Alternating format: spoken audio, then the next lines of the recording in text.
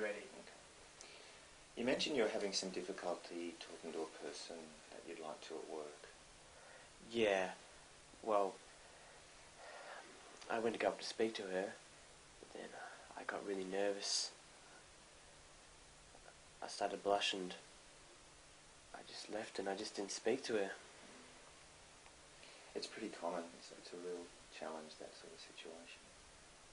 It's completely understandable that you'd feel nervous. And it's really important not to give up in those circumstances. So perhaps we could think of some alternate things you could do next time you decide to talk to her. Like what?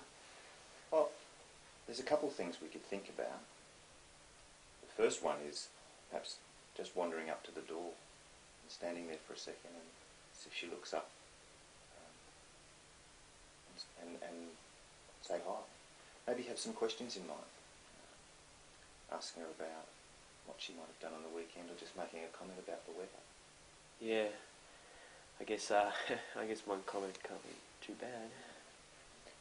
Sometimes just saying hello and making a comment is a really good first step. As soon as you do it once, it'll get easier and easier. And I think it also gives the other person the impression that you're interested in what they might be up to, particularly if you're able to sort of wonder about their weekend. Yeah, I guess you're right. So when you approached her last time, did you notice any negative thoughts come up? Well, I remember thinking that she wouldn't be interested in what I have to say, and that I would have nothing interesting to say to her, and that I would make a fool of myself. Yeah. Can you remember last session when you were doing some work on identifying those automatic negative thoughts, and we did change them into more helpful, adaptive, self-support thinking systems? Do you remember those sorts of phrases? Perhaps if you think about what happened this time, you could give me an idea on what you think those distortions were. And then we can have a look at the thought challenging question list that we developed that you might be able to ask yourself next time these things come up.